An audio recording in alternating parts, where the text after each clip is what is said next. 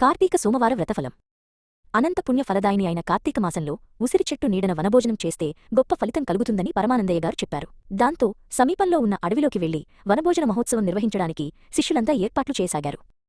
వారిలో చురుగ్గా ఉండే శిష్యుడి పేరు దేవభూతి. అతను గురువుగారికి ప్రియ శిష్యుడు. అందువల్ల అన్నం వండే బాధ్యతను అతడు స్వీకరించాడు. మిగతా శిష్యులు కూరగాయలు కోయడం, ఇతర పిండి వంటలు చేయడం లాంటి పనుల్లో మునిగిపోయారు. దేవభూతికి కాస్త సంగీత జ్ఞానం కూడా ఉంది. పొయ్యిమీద బియ్యం పెట్టి తాళం వేస్తూ కునిరాగాలు అందుకున్నాడు. ఈలోగా అన్నం ఉడుకుపట్టిన శబ్దం మొదలైంది. అది జాగ్రత్తగా విన్న దేవభూతి, ఆహో, మన రాగానికి తగ్గ తాళం కౌండకే కుదిరింది. ఘటవాయిద్యం బహుశ్రేష్టమంటారు అనుకుంటూ రాగాలాపనలో కొత్త కొత్త పద్ధతులు, సంగతులు వేయసాగాడు. అన్నం ఉడికే శబ్దం క్రమంగా పల్లబడేసరికి, తగ్గేసరికి దానికి కోపముచ్చింది. దీనమ్మ కడుపు కాల, నేనింత ఉత్సాహంగా సంగతుల మీద సంగతులు దంచేస్తుంటే ఇది తాళం తప్పుతోంది అని ఆవేశపడిపోయాడు. పొయ్యిలో పెట్టడానికి ఉంచిన కట్టెనొకటి తీసుకుని కుండమీద ఒక్క దెబ్బ వేశాడు. అంతే, ఇంకేముంది, మరి కాసేపట్లో సిద్ధం కానున్న అన్నం కాస్త నేలపాలైంది. పొయ్యి కూడా ఆరిపోయింది. గూడెకుడ శబ్దం, కుండకు నష్టం అని పాడుకుంటూ వంట ప్రయత్నం విరమించి మళ్లీ రాగాలు తీస్తూ కూర్చున్నాడు దేవభూతి.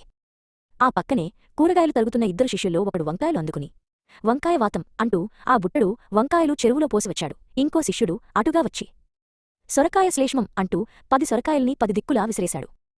మరో ఉద్దండుడు వచ్చి వీళ్లని చూసి, అతి తెలివి సోదరులారా, మీలో ఒక్కరికీ స్ఫురించలేదు. సర్వరోగ నివారిణి ఈ అడవిలో విస్తారంగా లభించేది కరక్కాయ, అది కూర వండండి అని సెలవిచ్చాడు. దాంతో అందరూ వంట పక్కన పెట్టి కరక్కాయల వేటలో పడ్డారు. అన్ని అనుష్ఠానాలు ముగించుకుని బారుడు పొద్దెక్కి బిట్ట మధ్యాహ్నం కూడా అయ్యాక గురువుగారు, గురుపత్ని నిదానంగా వచ్చారు. తమ శిష్యులు వండివార్చే పంచభక్ష పరమాన్నాలను ఆరగిద్దామని నిజంగానే ఆత్రపడి వనభోజన ప్రదేశానికి చేరుకోగా అక్కడేముంది? ఆరిపోయిన పొయ్యిలో సగం ఉడికి ఉడకని అన్నం కుండపెంకుల మధ్య పరుచుకుని ఉండడం తప్ప కూరల జాడ ఎక్కడా లేదు. పిండివంటల ఆచూకీ అసలే లేదు. శిష్యులంతా ఒక్కో అవస్థలో చెట్టుమీద ఒకడు, చెట్టు క్రింద ఒకడు, కొమ్మల్లో దూగుతూ ఒకడు కనిపించారు.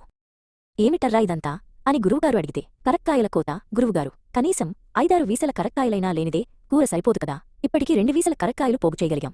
ఎంత రాత్రైనా కరక్కాయలు 5 వీసలు పూర్తిచేసి చిటికెలో కూర వండి వార్చేయమా అంటూ అంతా ముక్తకంఠంతో ఒకటే జవాబు చెప్పారు. కరక్కాయల కూర అంటూ ఆశ్చర్యపోయిన గురుపత్నికి ఆ ప్రతిపాదన తెచ్చిన శిష్యుడు ఇలా సర్ది చెప్పాడు. మీకు తెలీదమ్ముగారు, అన్ని రోగాలను కుదిర్చే గుణం కరక్కాయకు ఉందని గురువు గారెప్పుడు అంటుంటారు కదా. కావాలంటే అడగండి. వీళ్లని నమ్ముకుని విందు భోజనానికి వస్తే అర్ధరాత్రైనా పస్తే అని గ్రహించుకున్న పేరిందేవిగారు, ఓరి తెలివి తక్కువ సన్నాసులారా, మీ నిర్వాకాన్ని నమ్ముకోవడం నాదే తప్పు. ఉదయాన్నే నేనైనా చద్ది ముడిగట్టుకున్నాను కాదు అని కోపడింది. ఇక లాభం లేదని ఆవిడ అప్పటికప్పుడు స్వయంగా నడుం కట్టుకుని వంట చేసింది. ఆవిడంతా సిద్ధం చేసేసరికి సాయంత్రమయ్యింది. చంద్రోదయ వేళకు అట్టేలకు ఆ సాయంత్రం కార్తీక సోమవారం ఫలం దక్కేలా వనభోజనం ముగించగలిగింది.